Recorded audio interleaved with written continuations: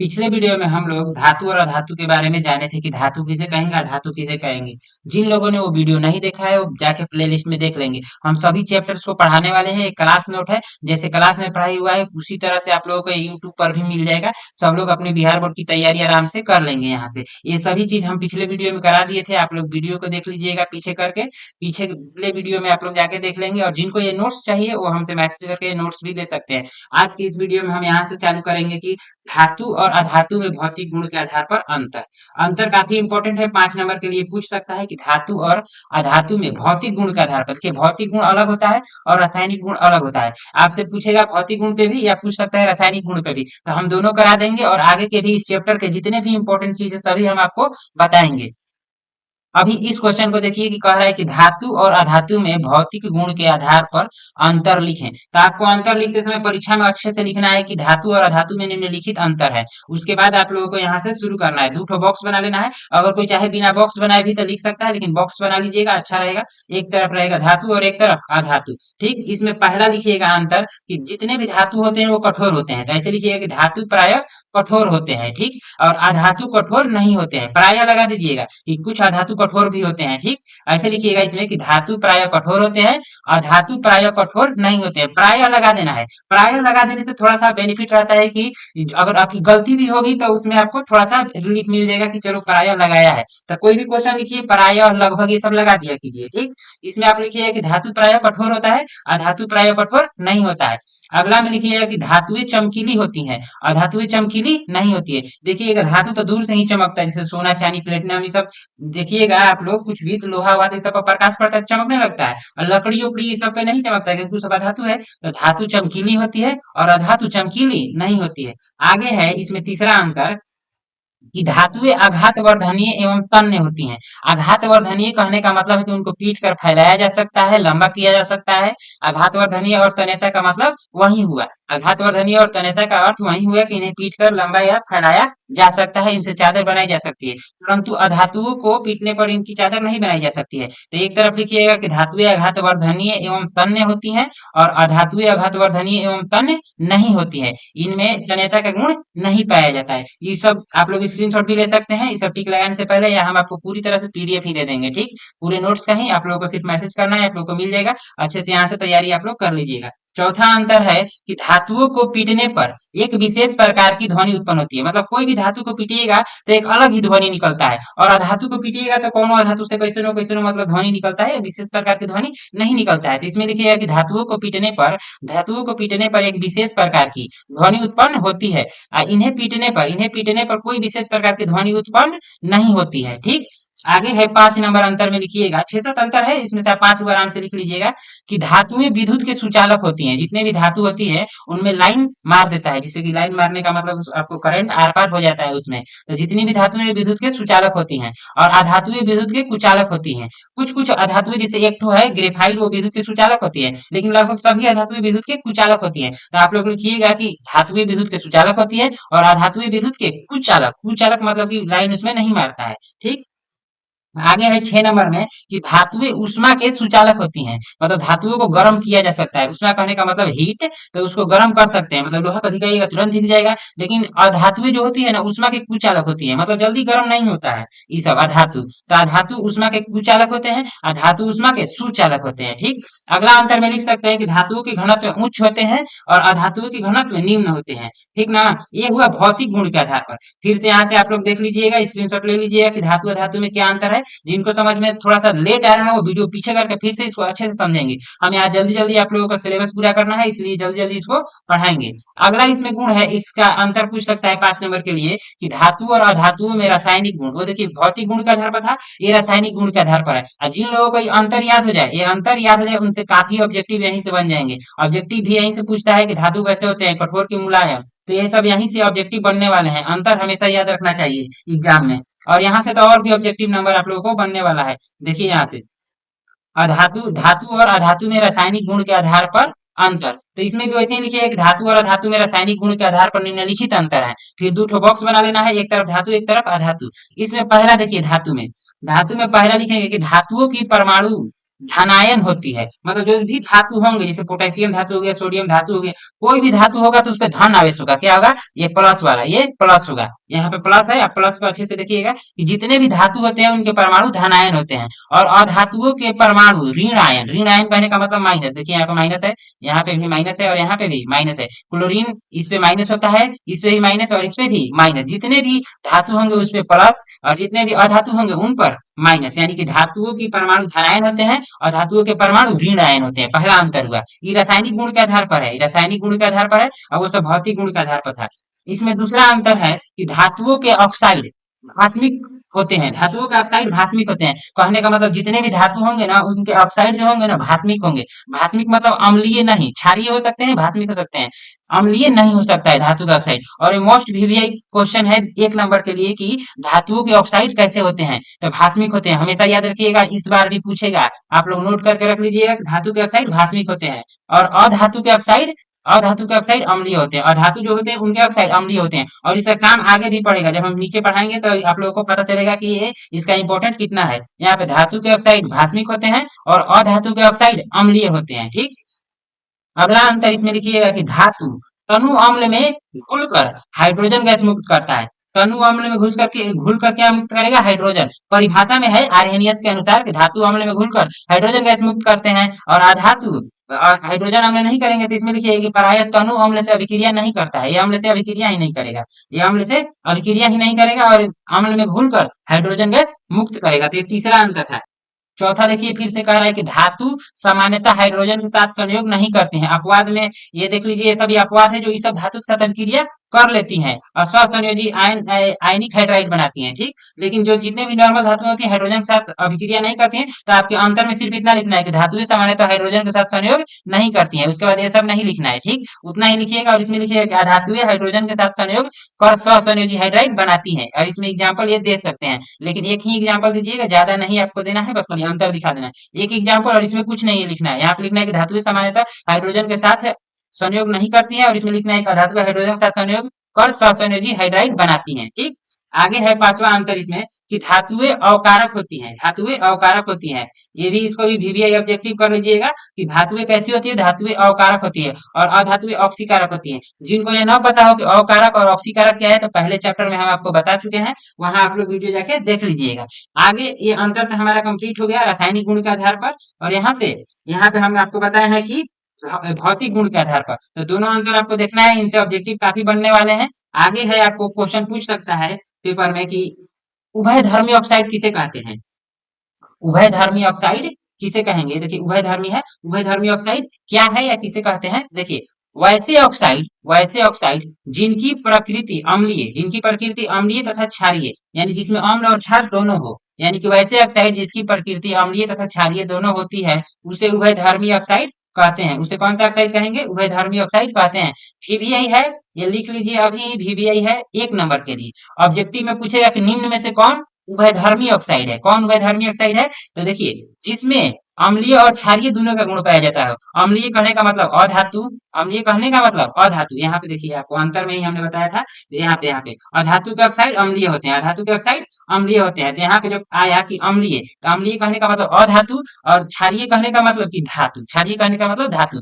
तो मतलब जिस सूत्र में धातु और अधातु दोनों हो वो उभयधर्मी ऑक्साइड हो जाएंगे। तो आप लोगों को ऑब्जेक्टिव नहीं छोड़ना है। यहाँ से आएगा कि Al2O3 यानी कि एल्युमिनियम हो गया धातु, ऑक्सीजन हो गया अधातु। ये एल्युमिनियम हो गया धातु और ये हो गया अधातु। तो इसमें ई हो गया धातु, धातु हो गया तो इसमें हो गया क्षारीय, और अधातु हो गया तो हो गया अम्लीय, यानी क्षारीय अम्लीय दोनों का गुण आ गया। तो ये क्या होगा? उभयधर्मी ऑक्साइड। नॉर्मली याद रखिएगा कि जिस सूत्र में धातु अधातु दोनों हो जाए उसे उभयधर्मी ऑक्साइड कर देना है। जैसे यहाँ पे भी जेडन है, जेडन का मतलब जिंक है, और ऑक्सीजन का मतलब ऑक्सीजन है। तो जिंक हो गया आपको धातु, और ऑक्सीजन हो गया एक गैस, तो अधातु। ठीक।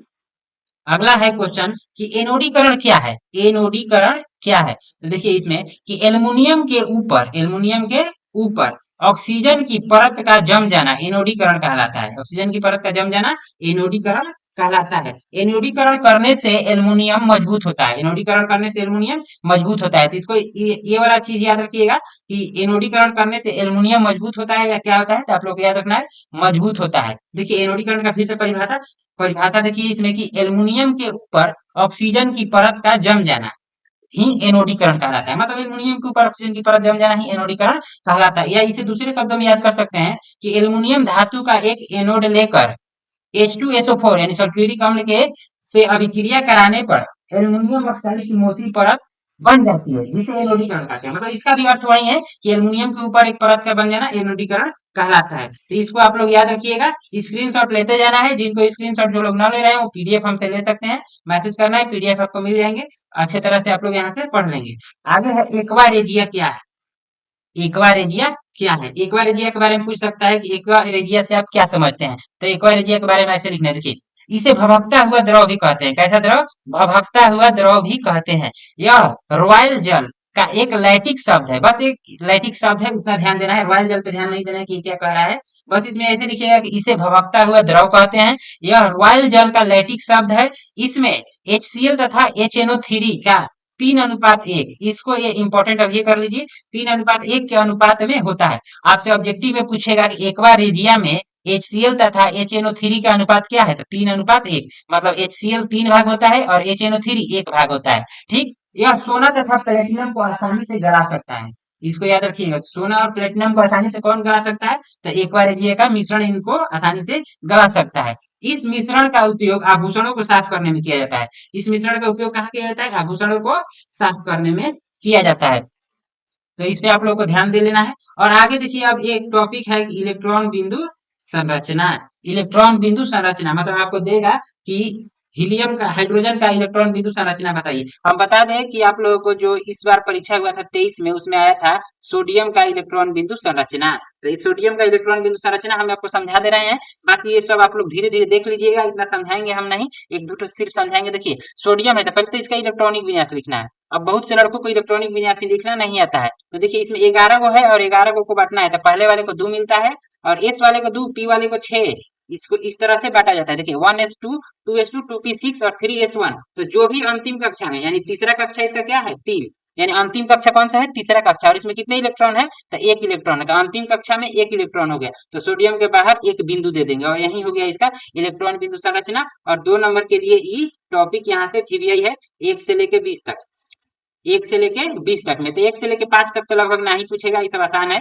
और इसके बाद 6 से आप लोगों को पूछ सकता है क्या है, तो इलेक्ट्रॉनिक विन्यास जिनको आता है वो कर लेंगे, जिनको नहीं आता है उनके लिए तो दिक्कत होने वाली है। ठीक, बाकी आप लोग यहाँ से आप लोग समझ लीजिएगा, जिनको समझ पाएंगे समझ लीजिएगा, नहीं तो इसके लिए हम एक अलग वीडियो बनाएंगे कि इलेक्ट्रॉनिक विन्यास कैसे करें, उसमें आप लोग देख लीजिएगा। ठीक, बाकी इसको अब जिनको स्क्रीनशॉट लेना है लेके धीरे धीरे समझ लीजिएगा। देखिए जैसे में आर्गन का 18 होता है, तो इलेक्ट्रॉनिक विन्यास लिखा गया। अंतिम कक्षा में कितने इलेक्ट्रॉन है? 6 और 2 8, तो ये 8 हो गया। और जिसके अंतिम कक्षा में 8 इलेक्ट्रॉनिक विन्यास होते हैं वो अक्रिय गैस होता है, मतलब वो कोई अभिक्रिया नहीं करता है। तो ये आर्गन एक अक्रिय गैस है, इससे भी आप पता कर सकते हैं। तो इलेक्ट्रॉनिक विन्यास बहुत काम की चीज है, आप लोगों को सीखना चाहिए। हम उसके लिए वीडियो ला देंगे, आप लोग सीख लीजिएगा।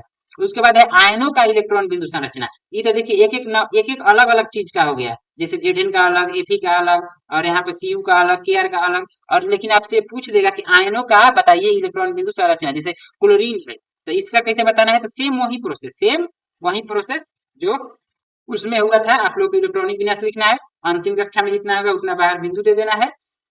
तो बाहर देखिए, अब यहाँ पे आया माइनस और यहाँ पे भी माइनस। तो माइनस कब और प्लस कब सबको कंफ्यूजन रहता है। देखिए अभी इसके बाहरी कक्षा में कितने हैं? 2 2 4, 2 6 और 1 7। इसको 1 इलेक्ट्रॉन की अभी आवश्यकता है, क्योंकि कोई भी तत्व अपने अंतिम कक्षा में 8 इलेक्ट्रॉन रखता है। इसमें अभी अंतिम कक्षा में कितने आया, यहाँ से देख सकते हैं। अंतिम कक्षा तीसरा कक्षा है, क्योंकि दूसरा कक्षा है तो अंतिम नहीं है। तीसरे कक्षा में 5 2 7 इलेक्ट्रॉन हुए। और इसके अंतिम कक्षा में कितने इलेक्ट्रॉन है? 2 2 4 1 5 और 2 7 इलेक्ट्रॉन है। तो 1 इलेक्ट्रॉन अभी और चाहिए। इसको कितने इलेक्ट्रॉन चाहिए? 1 इलेक्ट्रॉन और चाहिए, तब इसके अंतिम कक्षा में 8 होंगे। तो इसको 1 इलेक्ट्रॉन किसी से चाहिए, यानी मांग रहा है तो इसका पावर क्या हो जाएगा? माइनस। मतलब ये अभी कर्जा में है, यानी इसका ऊपर का पावर माइनस हो जाएगा। ठीक, यानी ऋण आवेश। ये भी देखिए ऑक्सीजन, ऑक्सीजन के बाहरी कक्षा में कितने होंगे? इसके बाहरी कक्षा में 6 इलेक्ट्रॉन है। ऑक्सीजन के बाहरी कक्षा में 6 इलेक्ट्रॉन है, इसका मतलब इसको 2 ठो चाहिए, तो इसको 2 ठो माइनस है। 2 ठो माइनस, यहाँ पे माइनस का चिन्ह है, आप लोग ध्यान दीजिएगा, 2 माइनस है। ठीक, आगे है सोडियम। सोडियम पे देखिए यहाँ पे प्लस है, यहाँ पे प्लस है, तो प्लस क्यों वो भी बता दे रहे हैं। इसके अंतिम कक्षा में देखिए 1 इलेक्ट्रॉन है, इसका अंतिम कक्षा में 1 इलेक्ट्रॉन है। एक था, यहाँ पे एक हम कर दे रहे हैं इसका अंतिम कक्षा में, एक यहाँ पे भी देख लीजिए इसका अंतिम कक्षा में एक इलेक्ट्रॉन है। तो अब इसको चाहिए कितना, 7 चाहिए। इसको चाहिए कितना, 7 चाहिए, तब ना इसका 8 होगा। तो इस स्थिति में ज्यादा ये लेगा नहीं, ये दे ही देगा, कहेगा कि ले लो, मेरा काम नहीं है, तुम ही लोग ले लो। तो इसके ऊपर एक प्लस हो जाता है। अब बात रहा कि कब ले लेगा, कब दे देगा, जब इसके पास 4 से कम रहेगा, 4 से कम, 4 से कम अगर इसके अंतिम कक्षा में रहा तो ये दे देगा, और 4 से बेसी रहा तो ये मांग लेगा। ठीक, वैसे समझ लीजिएगा। बाकी आप देखिए अणुओं का इलेक्ट्रॉन बिंदु संरचना, मतलब अणु रहता है जिसमें दो दो पार्टिकल्स हो गए, किसी में दो हो जाएंगे तो उसको, जैसे हाइड्रोजन दो हो गया, तो इसका कैसे इलेक्ट्रॉनिक विन्यास हम करेंगे। तो एक हाइड्रोजन का हम पहले जान लेंगे कि इसका अंतिम कक्षा में एक होता है। एक हाइड्रोजन के लिए एक हम दे चुके हैं ये, और इस हाइड्रोजन के लिए इधर ही एक ठो, और ये दोनों बॉन्ड बना लेगा। तो हम सीधे आप लोगों को बॉन्ड बनाने वाला बताएंगे यहाँ से, रासायनिक बंधन। बाकी इस सब के लिए टेंशन ना लीजिए, ये सब अलग वीडियो में मिल जाएगा आपको, इलेक्ट्रॉन बिंदु संरचना और इलेक्ट्रॉनिक विन्यास के बारे में। अब हम पढ़ने वाले हैं रासायनिक बंधन के बारे में। ये भी काफी पूछता है कि रासायनिक बंधन से आप क्या समझते हैं, यानी रासायनिक बंधन क्या है। तो रासायनिक बंधन वह रासायनिक बल जो किसी अणु में परमाणुओं को एक साथ बांधकर रखता है, उसे रासायनिक बंधन कहते हैं। फिर से सुनिए, वह रासायनिक बल जो किसी अणु में परमाणुओं को एक साथ बांध कर रखता है, उसे रासायनिक बंधन कहते हैं। जिसे देखिए ये एक साथ ये दोनों इलेक्ट्रॉन बांध के रख रहे हैं, लेकिन अभी यहाँ पे बंधन नहीं बनाया गया है। बंधन हम नीचे आपको दिखा दे रहे हैं बंधन कैसा होता है। तो बंधन इस टाइप के आपको मिल जाएंगे। देखिए यहाँ पे ये एक बंधन है, इनके बीच में बांध के रखा है ना, ये बंधन, इसी को बंधन बोला जाता है। तो ये सब आपको बताएंगे, पहले यहाँ से शुरू कीजिए। यहाँ पे है, हाँ, वह रासायनिक बल जो किसी अणु में परमाणुओं को एक साथ बांध कर रखता है, उसे रासायनिक बंधन कहते हैं। आगे है इसमें अगला इसका टॉपिक, इसका यानी कि इसी में एक और पॉइंट है कि संयोग करने वाले परमाणुओं के बीच इलेक्ट्रॉन का साझा होता है। इलेक्ट्रॉन का साझा होता है मतलब जो भी संयोग कर रहे हैं, जैसे ऑक्सीजन ऑक्सीजन, दो ऑक्सीजन हो गया, तो इनके बीच इलेक्ट्रॉन का साझा होगा। देखिए ये इलेक्ट्रॉन है, बाहर में बिंदु इलेक्ट्रॉन होता है। ठीक, तो ये इलेक्ट्रॉन का साझा करेगा। साझा मतलब कि उसको दे देगा और उससे ले लेगा, तो यही साझा कहलाता है। ठीक, आगे अब इसमें है कि रासायनिक बंधन के प्रकार, जैसे अभी पढ़ा आपने रासायनिक बंधन किसे कहते हैं। अब उसके प्रकार है, कितने प्रकार के होते हैं, तो यह 2 प्रकार के होते हैं। या कितने प्रकार के होते हैं, यह 2 प्रकार का होता है। पहला है वैद्युत संयोजक बंधन, ये उतना इंपॉर्टेंट नहीं है, दूसरा वाला इंपॉर्टेंट है। चलिए इसके बारे में जान लीजिए कि वैद्युत संयोजक बंधन क्या है। तो दो परमाणुओं के बीच एक परमाणु से दूसरे परमाणु में एक या अधिक इलेक्ट्रॉन के स्थानांतरण के फलस्वरूप बने रासायनिक बंधन को वैद्युत संयोजक बंधन या रासायनिक बंधन कहते हैं। फिर से परिभाषा देख लीजिए, दो परमाणुओं के बीच एक या एक से अधिक, एक एक परमाणु या दूसरे परमाणु, मतलब एक रहे परमाणु या दो रहे, एक परमाणु से दूसरे परमाणु में एक या अधिक इलेक्ट्रॉनों के स्थानांतरण, या तो एक इलेक्ट्रॉन दे दे या तो दो दे, तीन दे दे, मतलब कुछ भी दे सकता है। तो एक या अधिक इलेक्ट्रॉनों के स्थानांतरण के फलस्वरूप बने रासायनिक बंधन को वैद्युत संयोजक बंधन या आयनिक बंधन कहते हैं। और इसे, इस बंधन को ध्रुवीय बंधन भी कहते हैं। इस बंधन को ध्रुवीय बंधन भी कहते हैं। इसको हम हटा दे रहे हैं थोड़ा सा। इस बंधन को कौन सा बंधन कहते हैं, ध्रुवीय बंधन कहते हैं। यहाँ पे देखिए एग्जाम्पल, जैसे NaCl है, सोडियम क्लोराइड NaCl, इसको तोड़ेंगे तो सोडियम अलग और Cl अलग, सोडियम पे प्लस और Cl पे minus, plus Q minus Q. तो नीचे देखिए सोडियम का जब इलेक्ट्रॉनिक विन्यास करेंगे तो इसका अंतिम कक्षा में एक है, और हमने आपको पीछे भी बताया है कि जिसके अंतिम कक्षा में चार से कम रहेगा वो अपने पर प्लस मानेगा, कि मतलब मेरे पास है वो दे देगा। तो दे देगा यानी कि दान कर रहा है, यानी कि दानी आदमी है, उसमें प्लस रहेगा, मतलब शान से जिएगा कि इसके अंतिम कक्षा में एगो एक्स्ट्रा है। क्योंकि इधर देखिए 6 2 8 तो दूसरे कक्षा में भर गया, तीसरे कक्षा में इसका एक ही है, तो ये एक दे देगा खुशी खुशी कि मेरे ऊपर प्लस रहेगा, मैं खुशी से रहूंगा। और देखिए Cl, इसके अंतिम कक्षा में 7 है, तो इसको अभी एक और चाहिए, तब इसका 8 होगा। तो ये किसी से मांगेगा तो इसके ऊपर माइनस हो जाएगा, मांगेगा तो माइनस, देगा तो प्लस। ठीक, यहाँ से है कि सहसंयोजी बंधन, ये मोस्ट वीवीआई है। यहाँ देखिए क्लास में भी हमने भी करवाया है, और ये वीवीआई ही है, इसको आप लोग को छोड़ना नहीं है। इसको किसी भी हाल में आप लोग याद करके जाइएगा, एकदम आसानी से आपको हम समझा दे रहे हैं। देखिए जब दो परमाणु आपस में, यानी जब दो परमाणु आपस में, देखिए यहाँ पे आप लोगों को जैसे दिखा रहे हैं, जैसे दो परमाणु हो गया आपस में इलेक्ट्रॉन का साझा कर रहा है। तो देखिए यहाँ पे फिर से परिभाषा कि जब दो परमाणु आपस में अपने इलेक्ट्रॉनों का साझा करके अपना अष्टक पूरा करते हैं, मतलब 8 गो होने को अष्टक कहते हैं। जैसे अंतिम कक्षा में 8 चाहिए तो उसी को अष्टक बोला जाता है। कि जब दो परमाणु आपस में अपने इलेक्ट्रॉनों का साझा करके अपना अष्टक पूरा करते हैं, तो यहाँ पे तो रहना चाहिए, तो कर लीजिएगा, ये एक स्टूडेंट का ही है तो उसमें मिस गलती हो सकती है।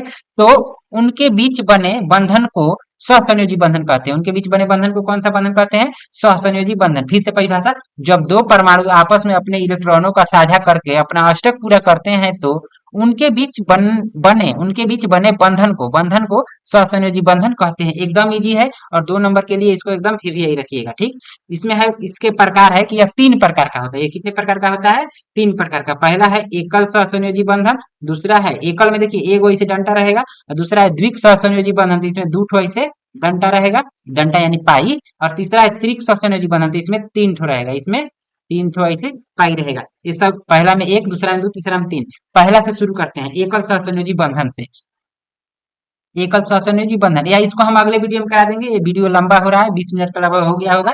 ये एकल सहसंयोजी बंधन किसे कहते हैं, ये सभी आपको नेक्स्ट वीडियो में मिल जाएंगे। बाकी ये वीडियो आप लोगों को कैसा लगा, आप लोगों की तैयारी कैसी चल रही है, आप कमेंट में बता सकते हैं। वीडियो अच्छा लगा तो सब्सक्राइब कीजिएगा। मिलेंगे अगले वीडियो में, तब तक के लिए जय हिंद।